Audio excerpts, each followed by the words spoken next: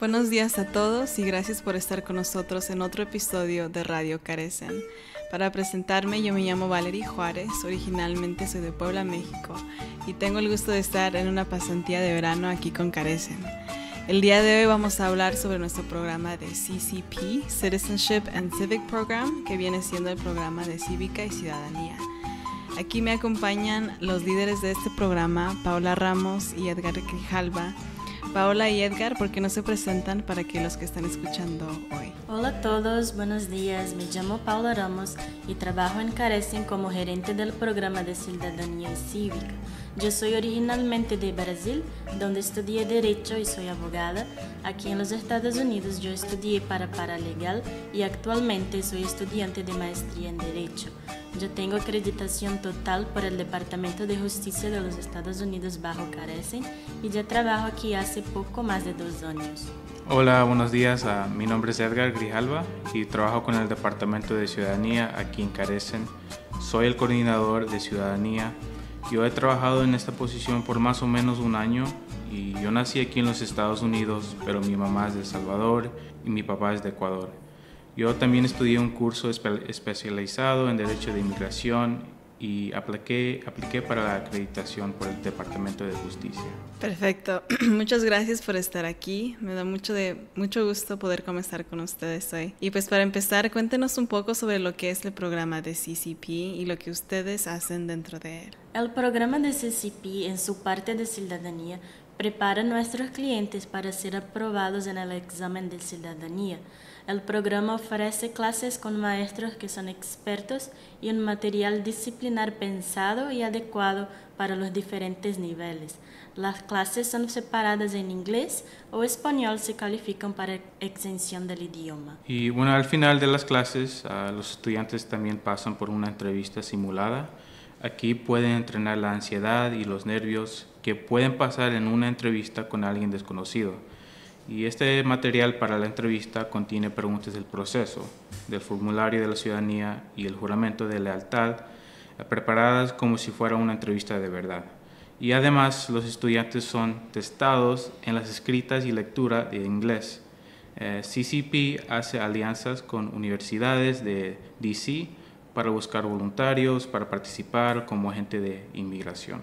Todo material y capacitación es suministrado por nosotros. El programa de CCP ya en su parte cívica educa y registra para votar, llena pasaportes estadounidenses y enseña sus derechos y deberes en cuanto ciudadanos. Gracias, definitivamente un programa muy importante para nuestra comunidad latina. ¿Y qué dirían que son algunos proyectos o programas dentro de CCP en los que están poniendo sus esfuerzos en este momento? Este año nos hemos centrado en las elecciones. Entendemos que una vez que nuestros estudiantes se naturalizan, tenemos la obligación de darles seguimientos y asegurarnos de que sepan cuáles son sus derechos y responsabilidades como ciudadanos estadounidenses.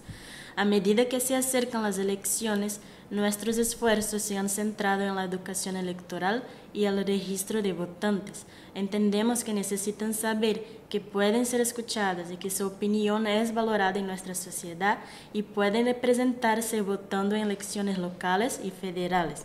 Nuestro objetivo es continuar empoderando a los clientes naturalizados para que accedan a la plena participación cívica y garantizar que nuestros ciudadanos más nuevos estén representados en nuestra democracia.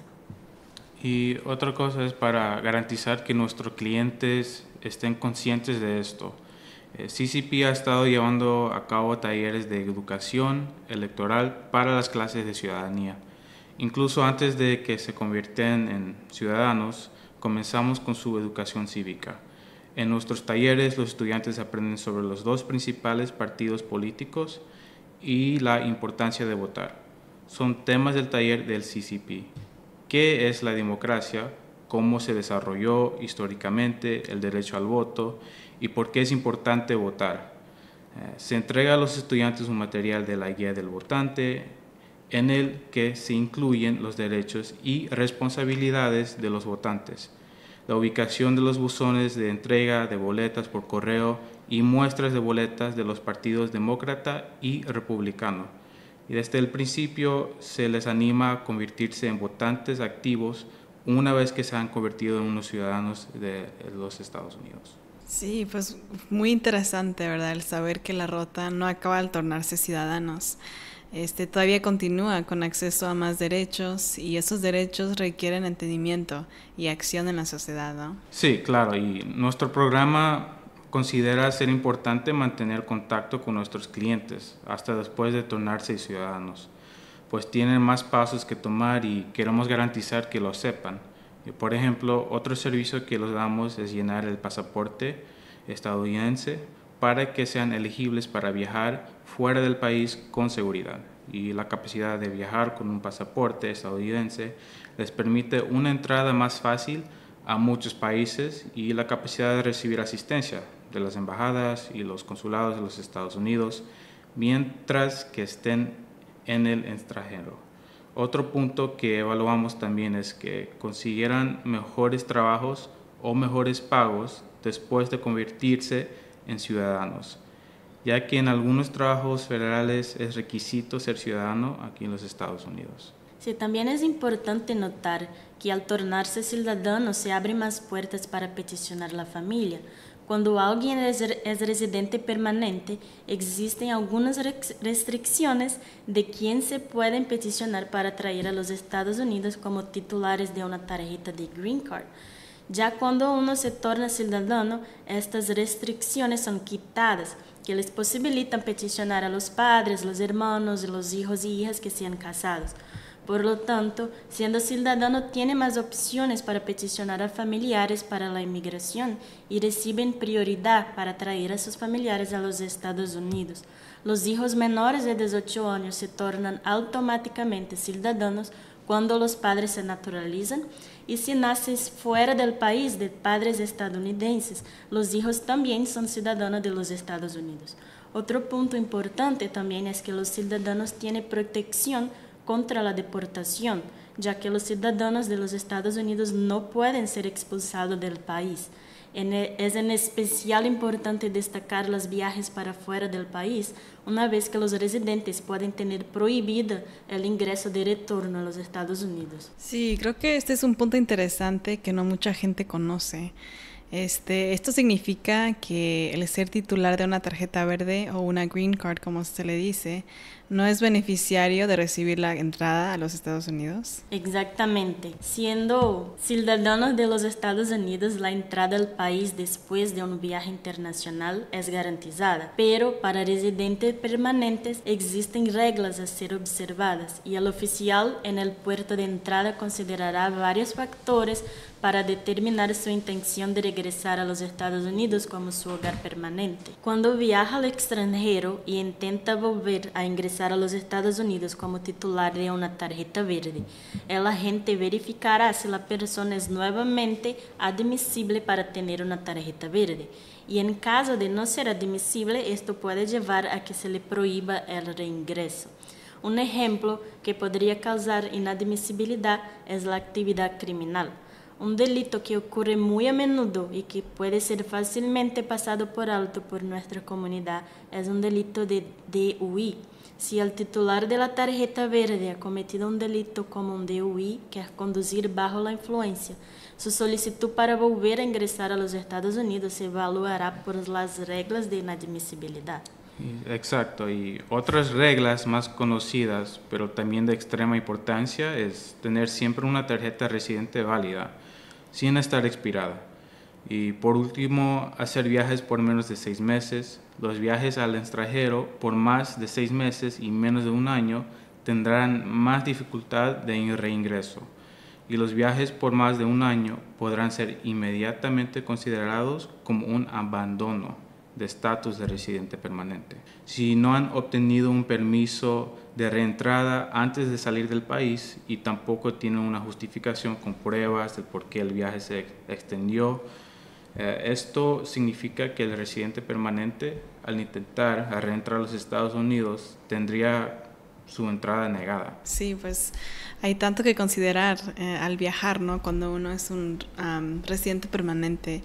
Entonces, ¿qué sugieren ustedes que hagan los titulares de la tarjeta verde antes de viajar, como para prepararse, para estar consciente de todo esto? Sí, bueno, es importante mantener los lazos con los Estados Unidos, como las conexiones familiares, el empleo, la presentación de impuestos sobre la renta como residente y otras pruebas que respalden la naturaleza apenas temporal de su ausencia de este país. Si planea estar fuera de los Estados Unidos por más de 6 meses o si alguna vez ha cometido un delito, es recomendable consultar con un abogado de inmigración para comprender las implicaciones para su estatus de residente permanente. Si usted es titular de una tarjeta verde por 5 años o más, o por 3 años si lo solicita un cónyuge estadounidense, considere la posibilidad de naturalizarse. Sí, claro, pues información muy importante para aquellos que están considerando la ciudadanía, ya sea en el futuro cercano o en el largo plazo, ¿verdad? ¿Y qué piensan ustedes sobre lo que significa el hacerse ciudadano para nuestros clientes latinoamericanos y los privilegios y las responsabilidades asumidas? ¿Y por qué puede ser un paso importante que tomar? Bueno, es muy importante y ser ciudadano de los Estados Unidos permite a nuestros clientes tener acceso a muchos nuevos derechos. Como ya he dicho, más posibilidades de petición familiar y prioridad en el proceso, protección a deportación, mejores trabajos, entradas más fáciles a más países y protección en el extranjero, admisión de regreso a los Estados Unidos y el voto de elecciones federales. Pero hacerse ciudadano también hay nuevas responsabilidades y eso también lo enseñamos a nuestros clientes en la parte cívica del programa. Ser ciudadano de los Estados Unidos también significa jurar lealtad al país, aceptar las autoridades electas, apoyar y defender la Constitución, declarar impuestos y servir como militar cuando sea requerido. Y es muy importante tornarse ciudadano no solo para beneficiarse de tantos privilegios, sino también para participar activamente e impactar la sociedad donde uno vive. Claro, pues muy buenos puntos estos que mantener en mente, ¿verdad? Y cambiando un poco la conversación sobre este tema, yo pregunté al equipo legal aquí en Carecen sobre algunas preguntas que ellos reciben frecuentemente de los clientes cuando ellos están llenando sus formularios de naturalización. Entonces vamos a ver qué sugieren ustedes respondiendo a estas preguntas. La primera pregunta que tenemos fue: ¿cuáles son los requisitos para naturalizarse? Bueno, los requisitos para realizarse son tener 18 o más años de edad, tener una tarjeta de residente permanente válida por 5 años o 3 años si solicitante fue peticionado por un cónyuge estadounidense, comprobar saber inglés por medio de palabra, escritura y lectura, comprobar conocimiento de la historia de los Estados Unidos y tener presencia física y residencia en los Estados Unidos por la mitad del tiempo válido del Green Card, o sea 2 años y medio para quien necesita tener 5 años para aplicar o 1 año y medio para las que necesitan de 3 años y por fin de tener un buen carácter moral. Perfecto, detalles muy muy importantes. Y otra pregunta es: ¿cuáles son los documentos requeridos para presentar un formulario de naturalización? Los documentos requeridos para enviar el formulario de naturalización varían de acuerdo con la historia del cliente, pero para todo sería necesario presentar la tarjeta de residente permanente válida y que ahí compruebe el tiempo requerido para naturalizarse. Otros documentos que podrían ser obligatorios son certificados de matrimonio, de divorcio o de muerte, principalmente cuando el aplicante fue peticionado para residencia por matrimonio. Los demás documentos son importantes para llenar correctamente el formulario de naturalización y para llevar a la entrevista si por acaso la gente pregunta algo específico. Esos documentos serían pasaporte de los últimos 5 años, seguro social, identidad y certificado de nacimiento de los hijos. Ok, sí, yo también he visto la importancia de mantener nuestros registros actuales, ¿no? Y todo en vigente. Y pues otra pregunta sería: ¿en qué idioma puedo tomar el examen? Ahora hablando del examen, ¿cuáles son los requisitos para tomar el examen en mi idioma natal? Bueno, el examen es siempre hecho en inglés, a no ser que califiquen para una sección de idioma. La sección de idioma es definida por años de edad y años de residencia. Lo que es ahorita, si la persona tiene 55 años de edad, 15 años con la residencia, 50 años de edad, con 20 años con la residencia o 65 años de edad con 20 años con la residencia. Califican para tomar el examen en su propio idioma. Y es más importante resaltar que el examen todavía será en inglés. El aplicante tiene que llevar un intérprete. Ok, muchas gracias.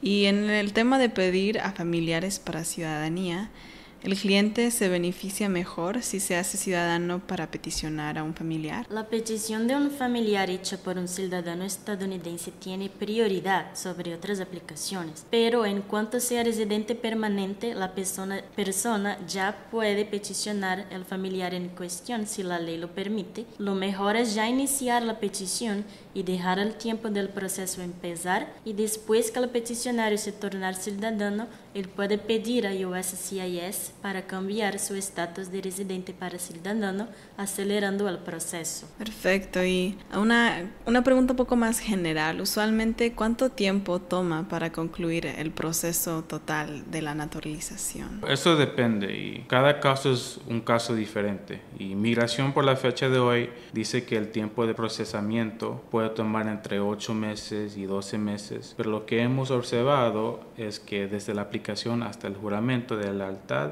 toma aproximadamente 6 meses. Ahora hablando, parece que hay varias preguntas sobre la entrevista, ¿no? La famosa entrevista. Para empezar, ¿cómo es el proceso de la entrevista cuando uno está tratando en el proceso de la naturalización? El aplicante necesita tener su carta con fecha para la entrevista recibida por el USCIS junto de sus documentos, en especial su tarjeta de residencia permanente, y la entrevista empieza desde el momento en que se entra y sala y solo termina al momento de salir de la sala. El agente migratorio puede testar su inglés a cualquier momento, sea con preguntas del formulario o del formulario de naturalización. Y bueno, esas preguntas son las preguntas cívicas o con conversaciones regulares. Por ejemplo, ¿cómo fue tu día? ¿Cómo estaba tu día? ¿Vas a hacer algo después de esto? Y el agente inicia la entrevista con preguntas personales del formulario de la naturalización. Después pasa para las preguntas de elegibilidad y al final hace el examen de preguntas cívicas para terminar el examen y comprobar el inglés del aplicante.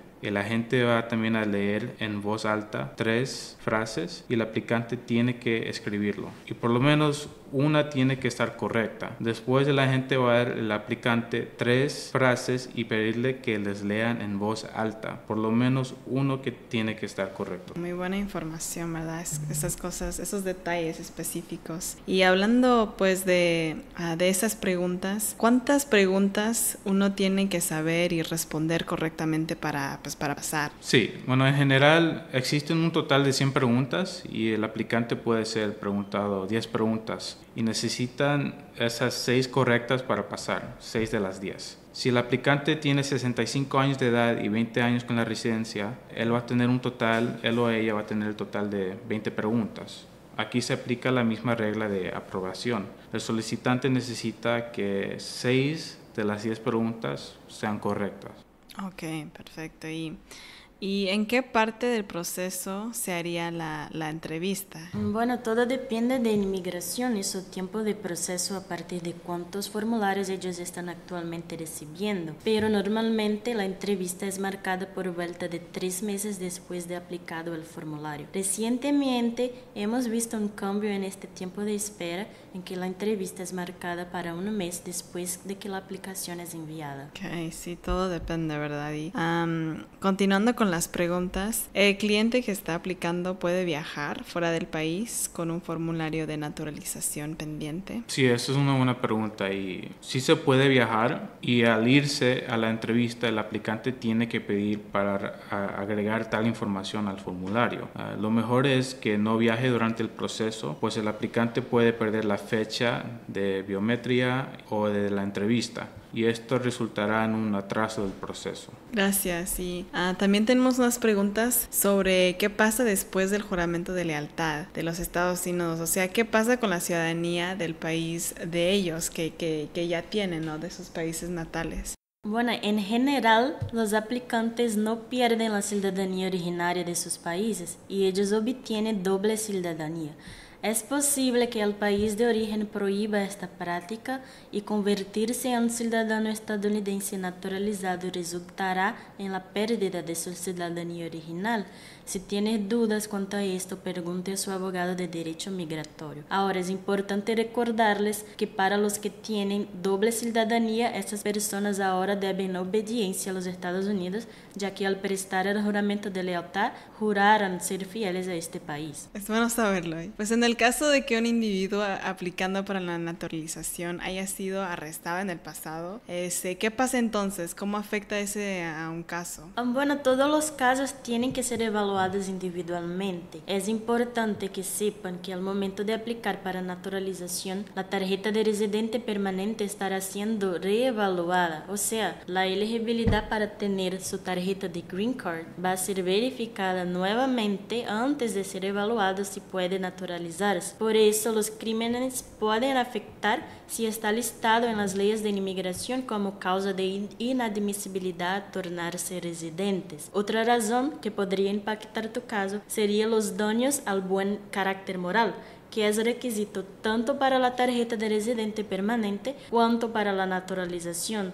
Lo correcto es buscar los registros en la policía y en la corte si son aplicables y llevar a tu abogado de inmigración para una correcta evaluación del caso. Otra pregunta que recibimos es, ¿bajo qué circunstancia califica a alguien para una extensión de pago con inmigración?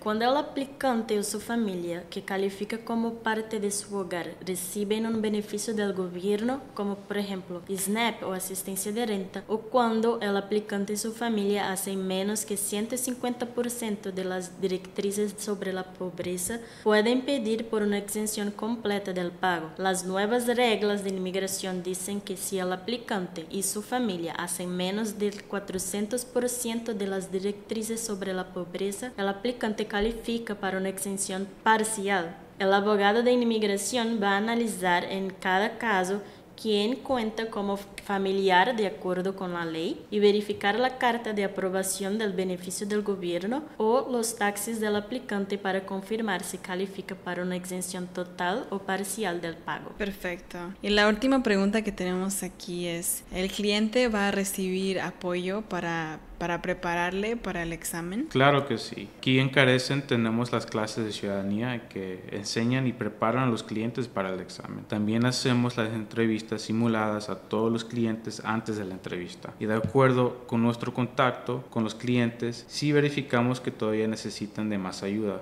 Nosotros desarrollamos las actividades y los pasamos a un voluntario para tutoría. Muchas gracias. Realmente ustedes son los expertos aquí, ¿verdad? Sobre esto. Muchas preguntas. Y es normal, ¿verdad?, tener tantas preguntas sobre un proceso así. Pero además de esas preguntas, ¿a ustedes tienen algo más que sus clientes preguntan frecuentemente que ustedes han visto? Nuestros clientes preguntan mucho quién califica para tener un examen médico. Pues el examen médico es un formulario que, si aprobado, el cliente puede hacer el examen en su propio idioma y no tiene que responder las preguntas de cívica e historia del gobierno de los Estados Unidos. Este es un tópico bien largo, pero en resumen, el cliente, después de ser evaluado por un doctor, la persona tiene que estar diagnosticada de sufrir de una discapacidad mental que está esperada de durar por lo menos un año y que imposibilita por completo de la persona aprender inglés o memorizar las preguntas. Las palabras claves son discapacidad mental y que sea imposible el aprendizaje. Por eso, situaciones en que sea difícil el aprendizaje pero posible no califican. Tampoco califica quien es de edad o no sabe leer o escribir, pues eso solo no tipifica como una discapacidad mental. Yo también recibo mucho la siguiente pregunta: ¿el cliente puede pedir por acomodo debido a discapacidades o impedimento? Y la respuesta es que sí. Tiene limitaciones auditivas o visuales, podemos pedir por acomodaciones. Algunos ejemplos de eso serían fuentes de lectura más largas, intérprete que use el lenguaje de señas, Otras limitaciones físicas podrían ser incapacidad de caminar o de subir y bajar escaleras y podríamos pedir que la oficina sea un local apropiado. Otros tipos de acomodaciones que evaluamos si nuestros clientes necesitan es pedir a la gente que hable más despacio, que hable con voz más alta, que repita preguntas o que dé más tiempo para el cliente pensar y responder las preguntas o que el cliente tenga un acompañante presente. Sí, eso es lo que dice Pablo, es muy importante para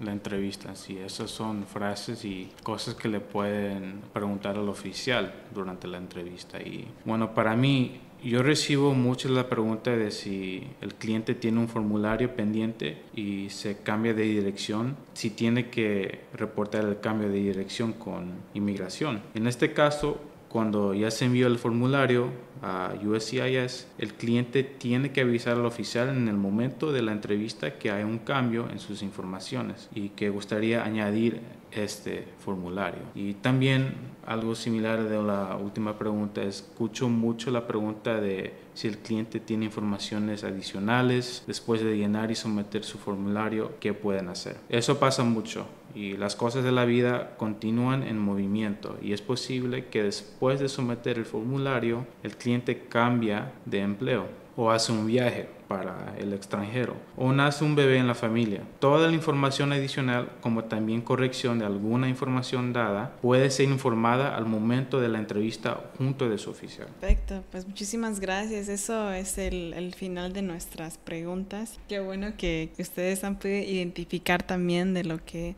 necesitan los clientes que vienen aquí, ¿verdad? Y pues esta conversación la verdad ha sido muy beneficial para mí, muy provechosa. Para terminar, quería preguntarles si podrían compartir con nosotros alguna historia de un estudiante que les ha conmovido o algo que les ha tocado de esa manera. Sí, para mí recientemente tuvimos una maestra en la clase de ciudadanía de inglés que enseñó a su madre, Andrea, la historia de los Estados Unidos y las preguntas cívicas y del gobierno. Andrea ahora está llenando su formulario de ciudadanía y se siente preparada para pasar el examen. Una vez que Andrea se torne ciudadana de los Estados Unidos, ella va a ser elegible para peticionar a sus 3 hijos adultos. Todos sus hijos llegaron a los Estados Unidos con menos de 10 años de edad, hoy tienen DACA y ya viven en los Estados Unidos por más de 25 años. Y fue a partir de nuestro programa que Andrea aprendió que por ella sus hijos podrían finalmente tener sus tarjetas de residentes permanentes y eventualmente volverse ciudadanos también. Esto muestra cuán importante es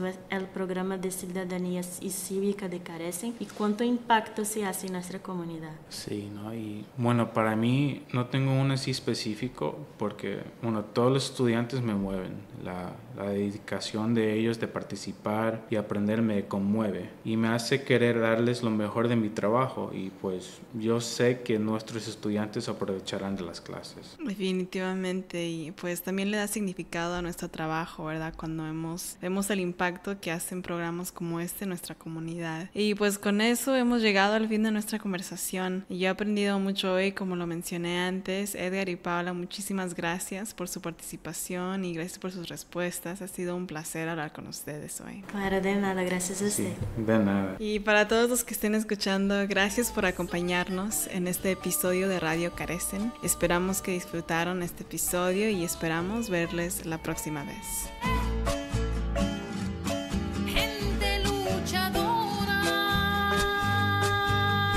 Hola, mi nombre es Claudia Sánchez y pertenezco al Departamento Legal de Carecen. En esta oportunidad les vamos a hablar de la nueva decisión sobre el Parole in Place, donde un juez federal en Texas ha suspendido temporalmente el programa que concedería la residencia a los cónyuges de ciudadanos americanos que llegaron de forma ilegal y llevan más de 10 años en los Estados Unidos. El magistrado responde así a la demanda interpuesta por 16 estados republicanos, que el viernes pasado pidieron frenar el programa que beneficiaría a unos 500,000 migrantes indocumentados. El juez Campbell Barker justificó que necesita más información del caso, por lo que paraliza por 14 días renovables este programa. El juez federal del distrito, Campbell Barker, se puso del lado de Texas y de otros 15 estados liderados por republicanos, que presentaron una demanda para bloquear el programa y argumentaron que la medida de Biden era un abuso de la autoridad ejecutiva que buscaba reescribir las leyes de migración.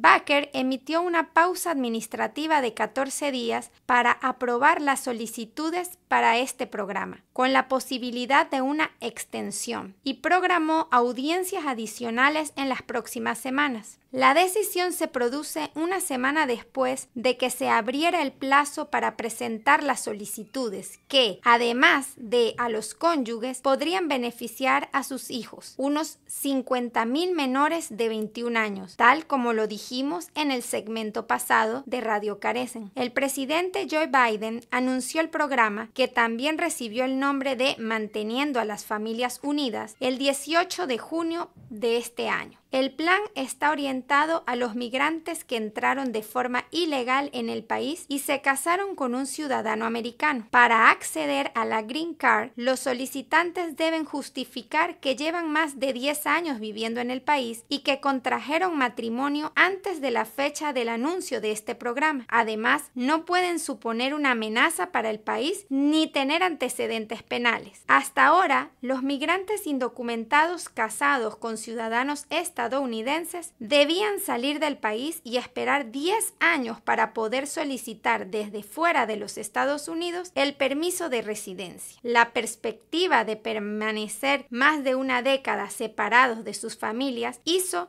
que muchos de ellos prefirieran quedarse en el país, aunque fuera de forma ilegal. El Parole in Place, que ha sido la mayor apuesta de Biden para regularizar a los migrantes, les abría también una vía para conseguir la nacionalidad y, mientras tanto, obtener un permiso de trabajo. En la página oficial de USCIS se puede evidenciar que, mientras la suspensión administrativa de este programa esté vigente, no otorgarán ninguna petición de permiso de permanencia temporal en el país pendiente bajo el Parole in Place. Continuarán aceptando la presentación del formulario I-131F, que es la solicitud de permiso de permanencia temporal en el país para ciertos no ciudadanos, cónyuges e hijastros de ciudadanos estadounidenses. La orden de suspensión administrativa del Tribunal del Distrito no afecta a ninguna solicitud que se aprobara antes de que se emitiera la orden de suspensión administrativa. Esto quiere decir que aún está disponible en la página de USCIS el formulario I-131F, que corresponde al Parole in Place, en virtud de que estos casos pueden ser enviados aún, tal y como sucede con el parol humanitario, que, aunque está actualmente suspendido temporalmente, se permite seguir solicitándolo actualmente desde el portal web de USCIS. Así bien, el Parole in Place puede seguir sometiéndose directamente en la página web de USCIS, pero no se dará respuesta hasta que la Corte se pronuncie sobre la procedencia o no de esta ley. Aquí en Carecen estamos ayudando activamente a todos nuestros clientes en estas aplicaciones, previo a una consulta de evaluación del caso, para convalidar que se tengan todos los requisitos exigidos por la ley. Sin embargo, esperamos nuevas noticias y actualizaciones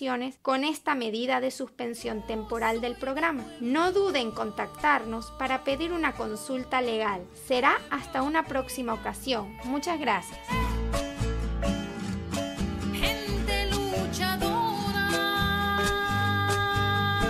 Y finalizamos este episodio agradeciéndole nuevamente por su sintonía. Esperamos lo hayan disfrutado mucho y a la vez les pedimos que no olviden suscribirse a nuestras redes sociales. Nos pueden encontrar en Facebook como Carecen-Central American Resource Center y también estamos en Instagram y en YouTube bajo el nombre de Carecen DC. Nos vemos y será hasta la próxima.